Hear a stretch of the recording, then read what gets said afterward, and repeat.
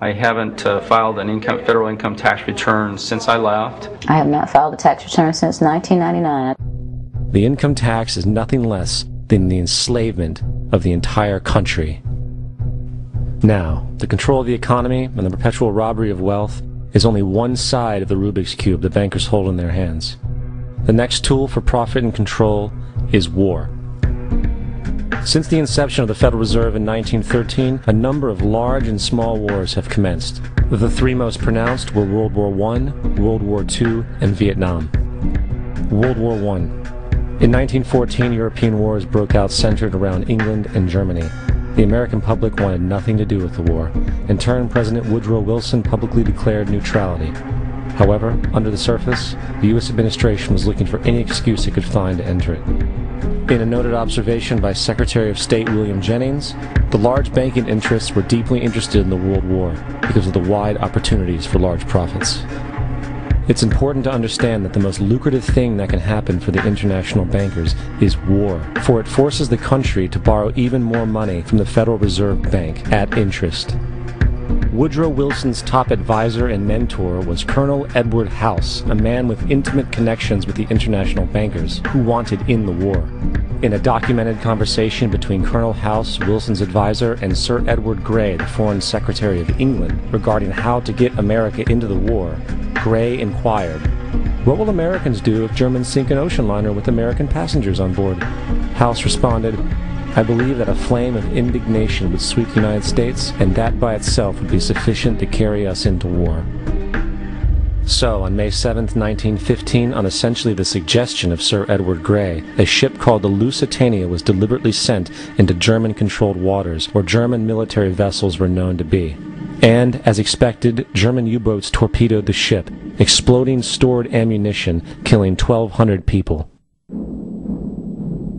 To further understand the deliberate nature of this setup, the German embassy actually put advertisements in the New York Times telling people that if they boarded the Lusitania, they did so at their own risk, as such a ship sailing from America to England through the war zone would be liable to destruction. In turn, and as anticipated, the sinking of the Lusitania caused a wave of anger among the American population, and America entered the war a short time after. The First World War caused 323,000 American deaths. J.D. Rockefeller made $200 million off of it. Not to mention the war cost about $30 billion for America, most of which was borrowed from the Federal Reserve Bank at interest, furthering the profits of the international bankers. World War II. On December 7, 1941, Japan attacked the American fleet at Pearl Harbor, triggering our entry into that war. President Franklin D. Roosevelt declared the attack was a day that will live in infamy. A day of infamy indeed, but not because of the alleged surprise attack on Pearl Harbor. After 60 years of surfacing information, it is clear that not only was the attack on Pearl Harbor known weeks in advance, it was outright wanted and provoked. Roosevelt, whose family had been New York bankers since the 18th century, whose uncle Frederick was on the original Federal Reserve Board, was very sympathetic to the interests of the international bankers, and the interest was to enter the war, as we've seen, nothing is more profitable for international bankers than war. In a journal entry by Roosevelt's Secretary of War Henry Stimson, dated November 25, 1941, he documented a conversation he had with Roosevelt. The question was, how should we maneuver them into firing the first shot? It was desirable to make sure the Japanese be the ones to do this, so that there should remain no doubt as to who were the aggressors. In the months leading up to the attack on Pearl Harbor, Roosevelt had done almost everything in his power to anger the Japanese, showing a posture of aggression. He halted all of Japan's imports of American petroleum. He froze all the Japanese assets in the United States. He made public loans to nationalist China and supplied military aid to the British, both enemies of Japan in the war, which, by the way, is completely in violation of international war rules. And on December 4th, 3 days before the attack, Australian intelligence told Roosevelt about a Japanese task force moving towards Pearl Harbor. Roosevelt ignored it. So, as hoped and allowed, on December 7, 1941, Japan attacked Pearl Harbor, killing 2,400 soldiers. Before Pearl Harbor, 83% of the American public wanted nothing to do with the war. After Pearl Harbor, 1 million men volunteered for the war. It is important to note, Nazi Germany's war effort was largely supported by two organizations. one of which was called IG Farben. IG Farben produced 84% of Germany's explosives, and even the Zyklon B used in the concentration camps to kill millions. One of the unspoken partners of IG Farben was J.D. Rockefeller's Standard Oil Company in America. In fact, the German Air Force could not operate without a special additive patented by Rockefeller's Standard Oil. The drastic bombing of London by Nazi Germany, for example, was made possible by a $20 million sale of fuel to IG Farben by the Rockefeller Standard Oil Company. This is just one small point on the topic of how American business funded both sides of World War II. One other treasonous organization worth mentioning is the Union Banking Corporation of New York City.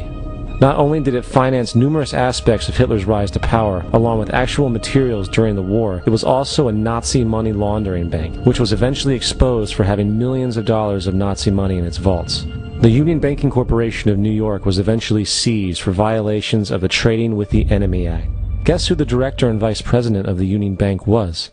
Prescott Bush, our current president's grandfather, and of course our former president's father. Keep that in mind when considering the moral and political dispositions of the Bush family. Vietnam. The United States' official declaration of war on North Vietnam in 1964 came after an alleged incident involving 2 U.S. destroyers being attacked by North Vietnamese PT boats in the Gulf of Tonkin. This was known as the Gulf of Tonkin incident. This single situation was the catalytic pretext for massive troop deployment and full-fledged warfare. One problem, however, the attack on the U.S. destroyers by Vietnamese PT boats never happened. It was a completely staged event to have an excuse to enter the war. Former Secretary of Defense Robert McNamara stated years later that the Gulf of Tonkin incident was a mistake, while many other insiders and officers have come forward, relaying that it was a contrived farce, a complete lie. Once in the war, it was business as usual. In October 1966, President Lyndon Johnson lifted trading restrictions on the Soviet bloc, knowing full well that the Soviets were providing upwards of 80% of North Vietnam's war supplies. Consequently, Rockefeller interests financed factories in the Soviet Union, which the Soviets used to manufacture military equipment and send it to North Vietnam. However, the funding of both sides of this conflict was only one side of the coin. In 1985, Vietnam's rules of engagement were declassified. This detailed what American troops were and were not allowed to do in the war. It included absurdities like North Vietnamese anti-aircraft missile systems could not be bombed until they were known to be fully operational. No enemy could be pursued once they crossed the border of Laos or Cambodia. And most revealing of all, the most critical strategic targets were not allowed to be attacked unless initiated by high military officials. Apart from these imposed ludicrous limitations, North Vietnam was informed of these restrictions and therefore could base entire strategies around the limitations of the American forces. This is why the war went on so long. And the bottom line is this: the Vietnam War was never meant to be won, just sustained. This war for profit resulted in 58,000 American deaths and 3 million dead Vietnamese.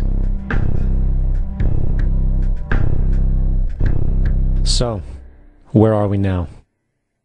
September 11th was the jumpstart for what is now an accelerated agenda by the ruthless elite. It was a staged war pretext no different than the sinking of the Lusitania, the provoking of Pearl Harbor, and the Gulf of Tonkin lie. In fact, if 9/11 wasn't a planned war pretext, it would be an exception to the rule. It has been used to launch 2 unprovoked illegal wars, one against Iraq and one against Afghanistan. However, 9/11 was a pretext for another war as well, the war against you. The Patriot Act, Homeland Security, the Military Tribunals Act, and other legislations are all completely and entirely designed to destroy your civil liberties and limit your ability to fight back against what is coming.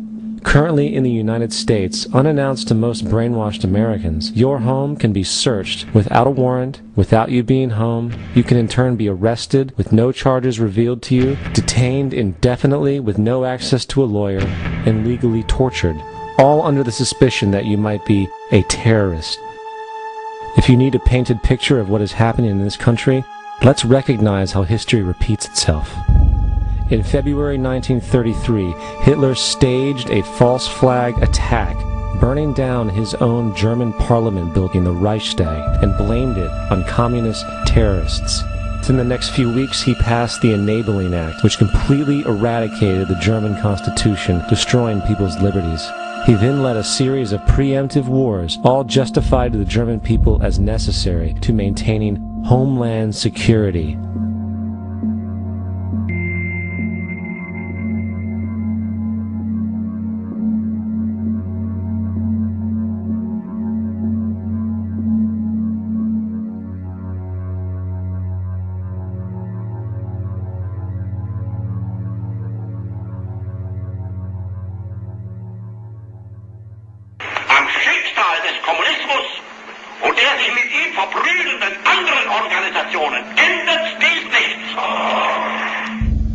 Our enemy is a radical network of terrorists and every government that supports them. It's time to wake up. The people in power go out of their way to make sure that you are perpetually misled and manipulated. The majority